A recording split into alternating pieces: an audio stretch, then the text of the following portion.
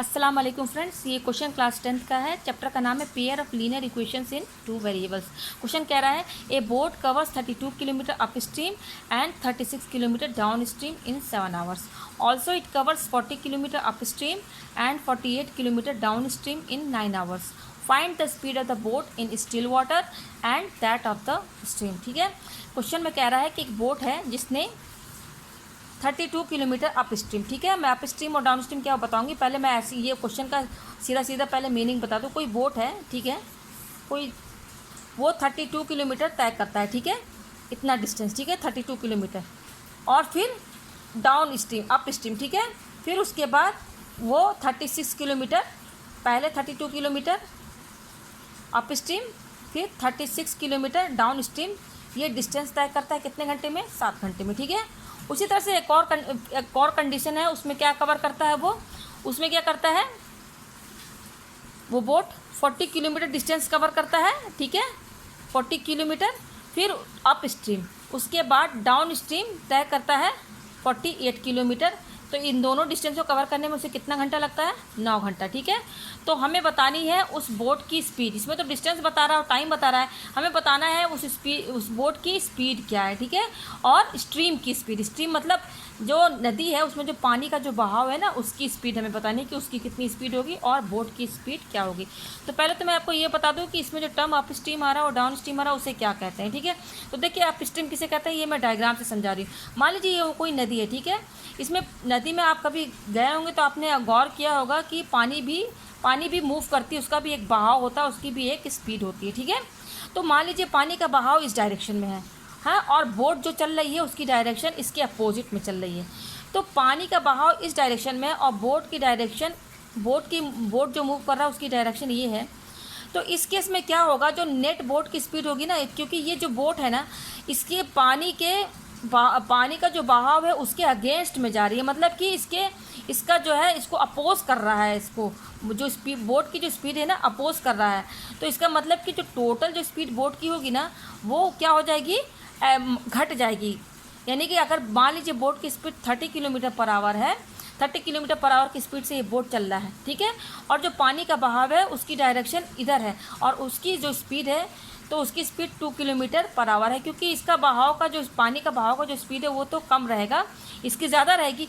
तो क्योंकि इसके अगेंस्ट में ये पानी का बहाव है तो बोट की जो स्पीड है, बोट जो मूव करेगा तो क्या करेगा, ये जो पानी का जो बहाव है इसको कुछ रोकेगा, इसको क्या करेगा, आगे जाने से थोड़ा इसके अगेंस्ट में रहेगा। तो जो नेट स्पीड होगी बोट की वो क्या हो जाएगी, अगर इसकी स्पीड x है और इसकी पानी के बहाव की y है तो नेट स्पीड जो होगी अप स्ट्रीम में वो हो जाएगी x माइनस वाई। ठीक है, अब ये आपको अप स्ट्रीम समझ में आ गया होगा।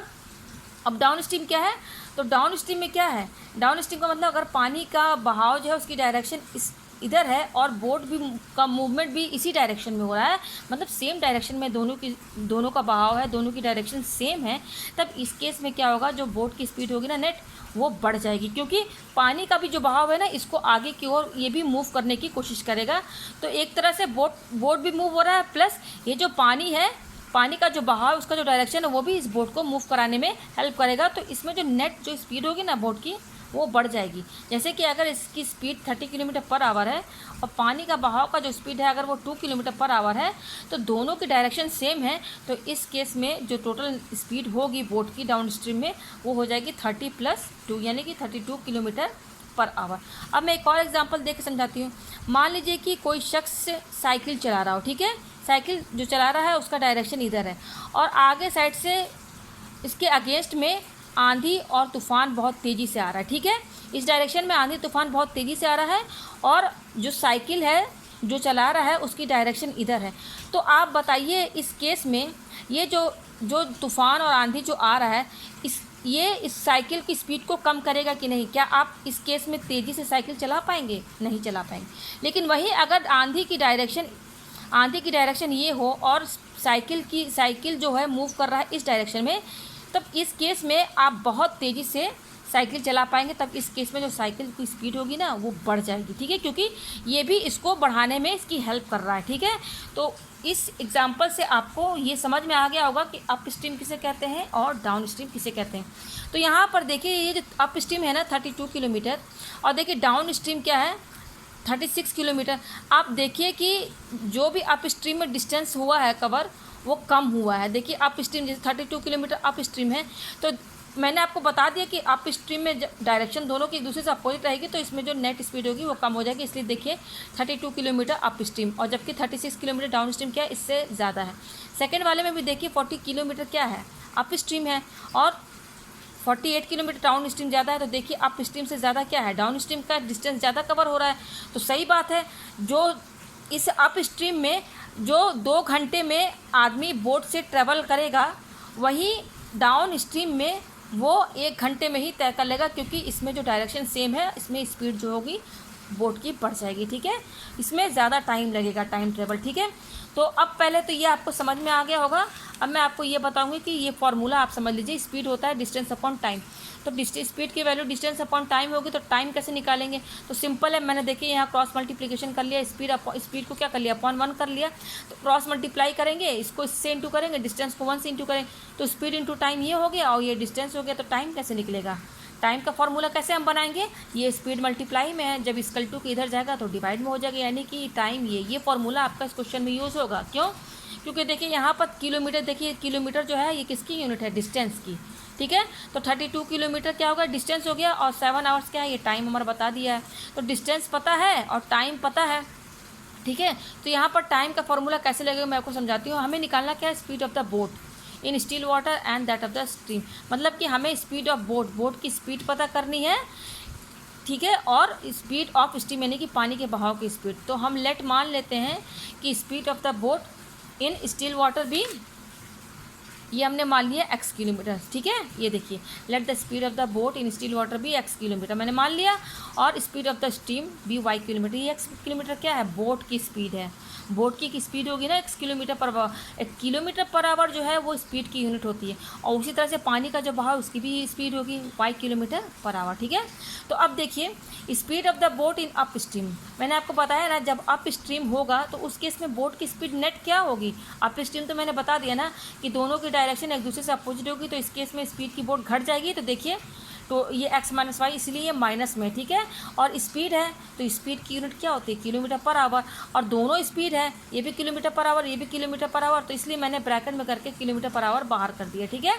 अब उसी तरह से डाउन स्ट्रीम की क्या स्पीड होगी, डाउन स्ट्रीम में मैंने बता दिया कि बोट की स्पीड बढ़ जाएगी, क्यों, क्योंकि दोनों की डायरेक्शन सेम है, इस केस में क्या होगा, बोट बढ़ जाएगी स्पीड, इसीलिए देखिए ये ऐड हुआ x plus y kilometre per hour. तो मुझे उम्मीद है कि आपको ये समझ में आ गया होगा कि ये क्यों माइनस में है और क्यों ये प्लस में है। अच्छा, अप स्ट्रीम और डाउन स्ट्रीम कवर करने में उसे टोटल टाइम कितना लगा, 7 आवर्स, ठीक है। तो देखिए टाइम टेबल, जब बोट 32 किलोमीटर, अब मैं यहाँ डायग्राम से बता रही हूँ, बोट जब 32 किलोमीटर डिस्टेंस कवर किया, 32 किलोमीटर डिस्टेंस, तो उस केस में ये अप स्ट्रीम की बात कर रही है, क्या मैं बोल रही हूँ, अप स्ट्रीम। अप स्ट्रीम तो आपको समझ में आ गया होगा ना क्या है, तो अप स्ट्रीम में 32 किलोमीटर जो बोट है कवर डिस्टेंस कवर किया, तो उस केस में जो स्पीड थी वो बोट की क्या हो जाएगी, x minus y kilometre per hour, यही ना स्पीड होगी, मतलब इस स्पीड से इसने इतना डिस्टेंस कवर किया, ठीक है, 32 किलोमीटर पर आवर। तो ये हमें डिस्टेंस पता है, स्पीड भी पता है, तो टाइम क्या होता है, टाइम हमारी क्या होती है, डिस्टेंस अपॉन स्पीड, ठीक है। तो 32 किलोमीटर कवर करने में डिस्टेंस उसको कितना समय लगा, तो कितना समय लगा, हमें डिस्टेंस भी पता है और स्पीड भी पता है कि अप स्ट्रीम में, ये सॉरी हाँ, अप स्ट्रीम में जो स्पीड होगी वो क्या होगी, x minus y kilometre per hour. तो स्पीड भी पता है, डिस्टेंस भी पता है, तो टाइम के फॉर्मूले में आप सेट कर दीजिए, डिस्टेंस क्या है 32 किलोमीटर, तो ये देखिए 32 किलोमीटर लिखा है, और उसकी स्पीड क्या होगी, स्पीड मैंने समझा दिया ना कि घट जाएगी वो अप स्ट्रीम में, तो x माइनस वाई, तो ये क्या है, ये डिस्टेंस निकला है। यहाँ पर डिस्टेंस इक्वल टू क्या, टाइम का क्या फॉर्मूला है, डिस्टेंस अपॉन स्पीड, तो डिस्टेंस 32 किलोमीटर, स्पीड क्या है, स्पीड मैंने अलग से यहाँ निकाल दिया है, जब आप स्ट्रीम में रहेगा तो x माइनस वाई, तो ये क्या है, तो और ये टाइम निकला है तो इसकी यूनिट क्या होगी, आवर, तो इसलिए यहाँ मैंने आवर लिखा है, ठीक है। उसी तरह से सेकंड केस में है कि एक बोट ने कवर किया 36 किलोमीटर सॉरी उसी में 36 किलोमीटर, ये तो मैंने निकाला अप स्ट्रीम का। अब डाउन स्ट्रीम का देखिए, तो 36 किलोमीटर ये डाउन स्ट्रीम है, तो 36 किलोमीटर क्या है, तो 36 किलोमीटर डिस्टेंस कवर करने में उसे कितना टाइम लगा, तो ये क्या होगी, डिस्टेंस हमारी 36 और डिस्टेंस अपॉन स्पीड, स्पीड हमारी क्या हो जाएगी डाउन स्ट्रीम में। डाउन स्ट्रीम में मैंने आपको क्या बताया है x प्लस वाई, ठीक है, इसलिए मैंने यहाँ x प्लस वाई निकला। तो ये हमारा टाइम है, इसलिए इसकी यूनिट आवर्स में है, ये बता रहा है ये टाइम निकला। यहाँ फार्मूला हमारा क्या लगा, डिस्टेंस अपॉन स्पीड का। तो ये समझ में आ गया। तो 36 किलोमीटर डाउन स्ट्रीम और 32 kilometre up stream distance cover करने में उसे टोटल टाइम कितना लगा, 7 आवर्स। ये देखिए 7 आवर्स टोटल टाइम लगा है, इसीलिए इसको और इसको दोनों ऐड कर दिया कि ये दोनों टाइम है। 32 किलोमीटर डिस्टेंस कवर करने में उसे कितना समय लगा था, इतना लगा था, और 36 किलोमीटर डिस्टेंस कवर करने में उसे कितना समय लगा, इतना, और दोनों को कवर करने में टोटल टाइम कितना लगा, 7 आवर्स, इसलिए ये ऐड हो गया, ठीक है। ये दोनों टाइम है और दोनों को समय कवर करने में कितना टाइम लगा, 7 आवर्स, इसलिए ऐड कर दिया गया। ये आपको समझ में आ गया क्यों ऐड हुआ है। अब उसी तरह से नेक्स्ट जो कंडीशन बोल रहा है यहाँ पर, also it covers 40 kilometre up stream and 48 kilometre down stream in 9 hours. तो फिर उस बोट ने 9 घंटे लगाए, 40 kilometre up stream and 48 kilometre down stream distance cover में 9 घंटे लगे। तो यहाँ पर सबसे पहले 40 किलोमीटर क्या है, हमारा डिस्टेंस है, ठीक है। तो अप स्ट्रीम में मैंने आपको बता दी ये डिस्टेंस है, तो 40 किलोमीटर जो बोट चली है हमारी किस में, अप स्ट्रीम में, तो 40 किलोमीटर डिस्टेंस हो गया। और तो स्पीड क्या हो जाएगी अप स्ट्रीम की, मैंने तो आपको सब समझा दिया है ना। अप स्ट्रीम में देखिए मैंने यहाँ पे स्पीड क्या लिख दिया है, यहाँ पर लिखा हुआ है ये x माइनस वाई, ठीक है। तो डिस्टेंस पता ही है, डिस्टेंस कितनी है हमारी 40 किलोमीटर, ये देखिए 40 किलोमीटर, और स्पीड क्या है x माइनस वाई। तो टाइम क्या हो जाएगा, टाइम टेकन, तो कितना समय लगा 40 किलोमीटर अप स्ट्रीम कवर करने में। तो टाइम का फॉर्मूला क्या होता है, डिस्टेंस अपॉन स्पीड। तो डिस्टेंस हमारी 40 किलोमीटर है ही है, और स्पीड मैंने आपको बता ही दिया है, तो x माइनस वाई, तो ये इतना समय लगा उसको। ये समय बता रहा है कि 40 किलोमीटर तय करने में उसको इतना समय लगा, इसलिए ये आवर में, यहाँ आवर मैंने इसलिए लिखा। उसी तरह से अब 48 किलोमीटर डाउन स्ट्रीम कवर करने में कितना समय लगा, तो सिमिलरली इसको भी वैसे ही निकाल लेंगे। तो ये डिस्टेंस 48 दिया हुआ है और डाउन स्ट्रीम में स्पीड बढ़ जाती है, इसलिए हमने यहाँ पर x प्लस वाई लिख दिया, और ये आवर्स में रहेगा, ठीक, क्योंकि ये हम टाइम निकाल रहे हैं। और दोनों को डिस्टेंस कवर करने में टोटल टाइम उसे कितने लगा, 9 घंटे, इसीलिए मैंने इन दोनों टाइम को ऐड कर दिया है। तो वो कितना घंटा लिया है, 9 घंटा लिया है। 40 किलोमीटर हमारा अप स्ट्रीम और 48 किलोमीटर डाउन स्ट्रीम कवर करने में जो समय लगा वो 9 घंटे लगा, इसलिए ऐड कर दिया। तो एक ये इक्वेशन बन गई और एक ये इक्वेशन बन गई, मैंने दोनों को साथ साथ लिख दिया। अब ये आपका एक लीनियर पेयर का इक्वेशन बन गया है, 2 ठो, ठीक है। अब इसको आपको सॉल्व करके x और y की वैल्यू निकालनी। तो यहाँ पर आप गौर करेंगे कि इस वाले इक्वेशन में डिनोमिनेटर क्या है, x माइनस वाई, ठीक है। यहाँ पर भी दूसरे इक्वेशन में डिनोमिनेटर क्या है, x माइनस वाई, यहाँ पर डिनोमिनेटर क्या है, x प्लस वाई, और यहाँ पर क्या है x प्लस वाई। तो देखिए इस वाले इक्वेशन में पहला टर्म जो है 1 अपॉन एक्स वाई, इसमें भी है पहला वाला term 1 upon x minus y. तो हम क्या करेंगे, लेट मान लेंगे कि ये u है। 1 अपॉन एक्स वाई को हमने क्या मान लिया, u मान लिया, और v मान लिया हमने 1 अपॉन एक्स प्लस वाई। तो जब आप वैल्यू पुट करेंगे तो ये 32 तो यहाँ लिखा हुआ है, और ये बाई में है, तो हमने बाई यानी कि 1 अपॉन एक्स माइनस वाई को क्या माना, u माना है, तो इसलिए हमने यहाँ पर 32 u लिख दिया। इसी तरह से 36 v इक्वल टू 7 और 40 u plus 48 v equal to 9। तो ये इजीली अब हम यहाँ से इसलिए u v की वैल्यू सॉल्व कर लेंगे, ठीक है। तो यहाँ पर देखिए अब हमें u और v की वैल्यू पता करनी है। तो इस इक्वेशन में आप देखिए कि ये 32 है और ये 40 है। तो अगर 32 को हम 5 से मल्टीप्लाई कर दें तो ये हमारा बन जाएगा 160, और इस वाले को 40 को अगर हम 4 से मल्टीप्लाई करेंगे तो वो भी 160 हो जाएगा, ठीक है। तो मैंने क्या किया, इस पूरे इक्वेशन को 5 से मल्टीप्लाई कर दिया। जब इसको 5 से मल्टीप्लाई कर दिए, देखिए मैंने यहाँ लिख दिया है, 5 से पूरे को मल्टीप्लाई करेंगे तो देखिए 5 से मल्टीप्लाई, 5 को 32 से इंटू करेंगे ये आएगा, 5 को इससे इंटू करेंगे ये आएगा, 5 को 7 से मल्टीप्लाई करेंगे तो 35 आएगा। उसी तरह से इस वाले इक्वेशन को मैंने 4 से मल्टीप्लाई कर दिया। जब पूरे को 4 से देखिए यहाँ मैंने अलग से लिख दिया है, तो ये पूरा टर्म आएगा। तो मैंने क्यों किया, इसलिए इन दोनों को इस नंबर से मल्टीप्लाई किया, क्योंकि यहाँ पर आप देखेंगे कि ये दोनों टर्म फिर सेम हो जाएगी मल्टीप्लाई करने पर। तो अभी हम देखिए यहाँ पर ये 2 टर्म सेम हो गई, तो अब मैं क्या करूँगी, इसको मैंने इक्वेशन ए मान लिया, इसको बी मान मान लिया, ठीक है। अब क्या करूँगी मैं, सब्ट्रैक्ट करूँगी। जब मैं इसको माइनस करूँगी तो माइनस करने पर देखिए इसका साइन तो प्लस है, ये तो आप सभी जानते हैं। जब उसको सब्ट्रैक्ट करेंगे ना तो सब्ट्रैक्ट करने पर नीचे वाला जो इक्वेशन है ना, सबकी साइन जो लगी हुई है सब चेंज हो जाएगी। सब्ट्रैक्ट करने पर प्लस माइनस में हो जाएगा, माइनस प्लस में हो जाएगा। देखिए ये प्लस माइनस में हो गया, ये प्लस था तो माइनस में हो गया, ये प्लस था तो ये माइनस में हो गया, ठीक है। तो ये तो कैंसिल हो गया, प्लस माइनस जीरो हो गया। अब ये देखिए इसका साइन प्लस है और ये क्या है, अब इसका साइन ये माना जाएगा, ना कि ये वाला, ठीक है। जो साइन चेंज हो गई है वही अब इस इक्वेशन की साइन मानी जाएगी। जो भी नीचे वाला इक्वेशन है उसमें जो भी नंबर है उसका साइन अब ये माना जाएगा। तो ये प्लस में, ये माइनस में, तो प्लस माइनस क्या होता है, माइनस। तो 192 में से 180 माइनस कीजिए तो क्या आएगा, 12 आएगा। और बड़ा क्या है हमारा 192, तो इसका साइन लगेगा जो माइनस है, तो हम यहाँ माइनस लगा देंगे। इक्वल टू, ये देखिए इसका साइन प्लस है और 36 का साइन क्या है, माइनस। तो प्लस माइनस माइनस, तो माइनस करेंगे तो 36 में 35 कटा 1, और बड़ा कौन सा है इसमें 36 है, इसलिए इसका साइन क्या है, माइनस। तो यहाँ माइनस लगा। तो देखिए -12 इक्वल टू -1 आया। तो v इक्वल टू क्या हो जाएगी, देखिए यहाँ से v की वैल्यू कैसे निकालेंगे। ये देखिए ये -1 यहीं पर रहेगा, इसकी v के साथ क्या नंबर जुड़ा हुआ है, -12। मल्टीप्लाई में है, इसके बीच मल्टीप्लाई का साइन है, तो इक्वल टू इधर डिवाइड में हो जाएगा, ठीक है। तो डिवाइड में हो जाएगा तो ये माइनस माइनस कट जाएगा, तो v की वैल्यू हमारी 1/12 आ गई। उसी तरह से u की वैल्यू निकालनी है। तो देखिए u की वैल्यू कैसे निकाली है, put the value of v in equation third. अब इस v की वैल्यू हम इक्वेशन थर्ड में रखेंगे। इक्वेशन थर्ड हमारी क्या है, ये है 32u + 36 v = 7। ये इक्वेशन थर्ड देखिए मैंने लिख दिया, इक्वेशन थर्ड है। तो इसमें आप किसकी वैल्यू रखेंगे, v की वैल्यू। तो देखिए मैंने ये इक्वेशन यहाँ लिख दिया, जो इक्वेशन थर्ड है वो ये है। अब यहाँ पे v की वैल्यू रखिए 32u + 36, v की वैल्यू क्या है 1/12 मैंने यहाँ रख दिया, = 7। तो ये 12 3 36, तो 32u + ये 3 = 7, और 32u = ये +3 जब इधर जाएगा तो -3 हो जाएगा, ठीक है। तो ये हो जाएगा 4, तो 32 = 4। तो u की वैल्यू क्या होगी, u के साथ ये 32 मल्टीप्लाई में है, इधर आएगा = में, तो ये डिवाइड में हो जाएगा। तो यहाँ से 4 से ये कट जाएगा, तो u की वैल्यू 1/8 आ गई। यानी कि हमारे पास u और v दोनों वैल्यू यहाँ पर देखिए आ गई। तो हमने तो अभी u और v की वैल्यू निकाली, और हमने u क्या माना था 1/x - y, और v क्या माना था 1/x + y। तो u की वैल्यू यहाँ पर आप रख दीजिए 1/8 जो आई है ये, और ये क्या किसके बराबर था, इसको क्या माना था हमने 1/x - y। उसी तरह से v की वैल्यू भी रख दीजिए, v क्या माना था हमने 1/x + y। तो देखिए यहाँ से क्रॉस मल्टीप्लिकेशन कीजिए, तो क्रॉस मल्टीप्लिकेशन करेंगे तो इसको 1 से मल्टीप्लाई करेंगे तो ये x - y हो जाएगा, = 8 को इससे मल्टीप्लाई करेंगे तो वो 8 हो जाएगा। इसी तरह से इसको भी क्रॉस मल्टीप्लिकेशन कीजिए, तो इसको x + y को 1 से मल्टीप्लाई करेंगे तो उतना ही होगा, = 12 को 1 से मल्टीप्लाई करेंगे तो 12।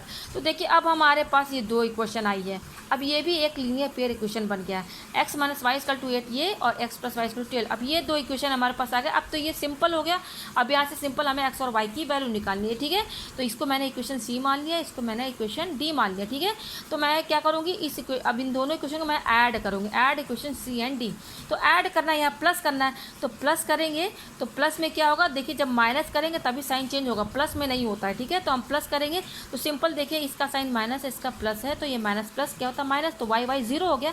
और ये प्लस प्लस क्या हो जाएगा, क्योंकि हम ऐड कर रहे हैं तो ये दोनों प्लस हो जाएगा, तो x और x क्या हो जाएगा 2x, और इसको भी ऐड कर दीजिए 12 + 8 तो 20 हो जाएगा। तो x की वैल्यू क्या हो जाएगी, ये 2 मल्टीप्लाई में है, 2 क्या हो, x की वैल्यू हमें चाहिए तो 2 क्या = टू इधर जाएगा तो डिवाइड में हो जाएगा, तो x की वैल्यू 10 आ जाएगी, ठीक है। तो x की वैल्यू 10 आई। अब हमें y की वैल्यू भी चाहिए, तो put the value of x in equation c। और इक्वेशन c हमने क्या माना है, ये देखिए x - y = 8। देखिए इक्वेशन c यहाँ लिख दिया, तो मैंने यहाँ लिख भी दिया x - y = 8। तो x क्या है मेरा 10 आया है, और -y = 8। तो यहाँ पर देखिए मैंने y की वैल्यू 8 रख दी, अरे सॉरी 10 माइनस, या x की वैल्यू 10 -y = 8। हमें y की वैल्यू चाहिए, x की वैल्यू तो हमने यहाँ पुट कर दी है। तो देखिए यहाँ पर ये 10 यहाँ लिखिए, और ये 8 है, इसको इधर लेकर आइए, और इस माइनस ये y का देखिए साइन भी देखिएगा कि इस y का साइन माइनस है। इस -y को हम क्योंकि हमें y की वैल्यू चाहिए केवल, और पॉजिटिव होनी चाहिए, लेकिन इसकी माइनस है, तो इस -y को जब = के इधर लेकर जाएंगे ना तो ये +y हो जाएगा। तो ये -y इधर गया, तो देखिए +y, तो +y ये है, अगर आप प्लस नहीं भी लिखेंगे तो भी प्लस माना जाएगा। और ये 8 है हमारा, तो ये 8 को हम इधर लेकर आएंगे, ये प्लस है, इसका साइन कुछ भी नहीं तो प्लस है। जब +8 = के इधर आएगा तो वो -8 में हो जाएगा, साइन चेंज हो जाएगा। तो 10 - 8 = y, तो y की वैल्यू क्या हो जाएगी 10 - 8 2। तो अब ये x y हमने क्या माना था, x हमने क्या माना था, speed of the boat in still water, यानी कि जो बोट की स्पीड है ना वो 10 km/h, यानी कि 10 km/h की स्पीड से वो बोट चल रही है, हमें यही पता करना था। और जो पानी का बहाव है उसकी जो स्पीड है, स्पीड ऑफ स्ट्रीम, वो है 2 km/h, ठीक है। अब आपको ये क्वेश्चन समझ में आ गया होगा। आप इसको एक डायग्राम से समझिएगा, एक दो बार इसको गौर से देखिएगा कि ये अपस्ट्रीम क्या होता है, ये डाउन स्ट्रीम क्या होता है। और अपस्ट्रीम में देखिए स्पीड जो है घट जाती है। मैंने आपको बताया अपस्ट्रीम का मतलब कि स्पीड जो बोट की जो मूवमेंट है, डायरेक्शन है, वो पानी के बहाव के डायरेक्शन के अपोजिट चल रहा है। तो इस केस में जो स्पीड ऑफ बोट जो रहेगी ना वो घट जाएगी, क्योंकि ये इसके अगेंस्ट में ये पानी का बहाव जो है वो स्पीड, उसकी जो डायरेक्शन है इस बोट के स्पीड के अगेंस्ट में मूव कर रही है। ठीक है, तो इस केस में जो होगा अप स्ट्रीम में स्पीड घट जाएगी, इसलिए x - y माइनस में हो गया। ठीक है, उसी तरह से डाउन स्ट्रीम भी आपको समझ में आ गया होगा। और मैंने ये फार्मूला लगाया है, ये 32/x - y क्या है, ये सिंपल टाइम हमने निकाला है, डिस्टेंस अपॉन स्पीड। इन डिस्टेंस 32 है और स्पीड क्या है अप स्ट्रीम में x - y है, तो ये हमारा टाइम निकला, इसलिए आवर में यूनिट। मुझे उम्मीद है कि आपको ये अच्छे से समझ में आ गया होगा। Thank you.